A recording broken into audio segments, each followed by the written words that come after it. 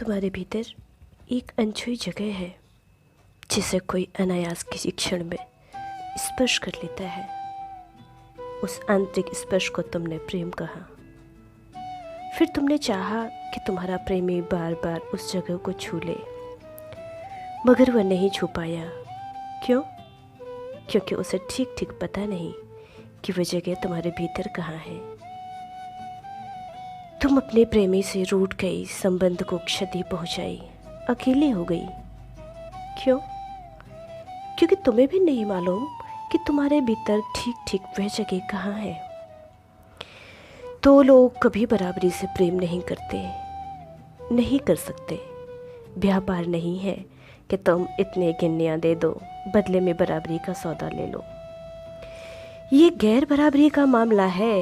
एक प्रेमी होता है और एक प्रेम पात्र।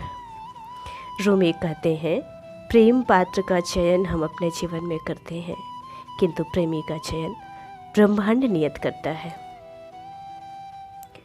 प्रकट है कि जिसका चयन स्वयं सर्वोच्च चैतन्यता के द्वारा हो, उसका आत्मविकास भी अधिक होगा, कार्यभार भी अधिक, उत्तरदायित्व भी अधिक। और प्रेमी ने पूरी समग्रता से अपने भाव को जी लिया तो फिर प्रेमी और प्रेम पात्र के स्थान आपस में बदल जाते हैं। अपनी आत्मिक सद्गति के लिए भर नहीं, कभी कभी प्रेम पात्र को प्रेम सिखाने के लिए भी प्रेमी का चयन होता है। एक गहरा प्रेम तुम्हें दुनिया के प्रति प्रेम पूर्ण करता है। इसका आशय अनेक संबंधों से नहीं, केवल तुम्हारे प्रेमपूर्ण व्यक्तित्व से है। जैसे कि तुम सबके मित्र ना होकर भी सबके प्रति मैत्रीपूर्ण हो सकती हो। कुछ दिनों पहले एक नौजवान से मिलना हुआ। इतना लबालब रहता है हर क्षण कि एक पूरा वाक्य कहने में उसका गला रुंध जाता है। इतना अबोध कि उसे अनुमान भी नहीं कि उसकी डब-डब आंखों से उसके इर्द गिर्द की दुनिया किस कदर समृद्ध हो रही है।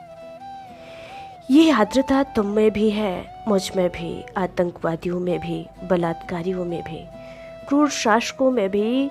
बस ये है कि जो अपनी आर्द्रता से जितना दूर है उतना ही शुष्क है, उतना ही असंतुष्ट है, नाराज है, उतना ही आग उगल रहा है। अपनी व्यक्तिगत और छद्म सत्ता की स्थापना के लिए तिकड़म लगा रहा है। इस भीगी आंखों वाले लड़के पर स्त्रियां भरोसा करती हैं, लोग भरोसा करते हैं। भरोसा कितनी बड़ी बात है पता है? इस लड़के की आर्द्रता से दुनिया उम्मीद रख सकते हैं। प्रेम जीवन में जब भी आएगा वह सर्वस्व लेकर जाएगा, यही उसका ढंग है। उस सर्वस्व के छिन जाने के बाद जो शेष बचेगा वह इतना अधिक है कि छिना हुआ सब धूल हो रहेगा। तुम एक भरे हुए बादल में बदल जाओगे जो हमेशा बरस रहा है, जिसकी भीगने की तैयारी है, उस पर भी, जो सूखा किनारे खड़ा है उस पर भी। ये मौसम का बदला नहीं है कि बरस कर चुक जाएगा। इसे प्रेम के समंदर की भाप ने गढ़ा है। यह अथक, सतत और शाश्वत है। कई बार प्रेम छूट जाता है, वह छूटता हुआ दिखता है, मगर छूट कभी नहीं सकता। वह केवल रूप बदल लेता है, कभी घृणा, कभी चिढ़, कभी गहरी शिकायत बनकर रहता है। मूल भाव प्रेम ही है। जैसे आग से भोजन बने या हथियारों से आग पैदा की जाए, मूल तत्व आग ही है। तुम अपने सचेतनता से तय कर लो कि भोजन बनाया जाए या हथियार। प्रिय का छूटना प्रेम का छूटना नहीं है। संबंधों में समझौते होते हैं, प्रेम में समझ से एक बेहतर समाज बन सकता है।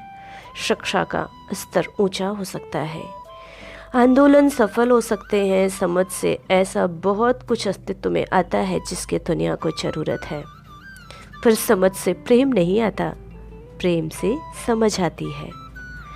देख सुनकर प्रेम नहीं होता, प्रेम होता है तब देखना और सुनना आता है। बिना आंसू प्रेम संभव नहीं।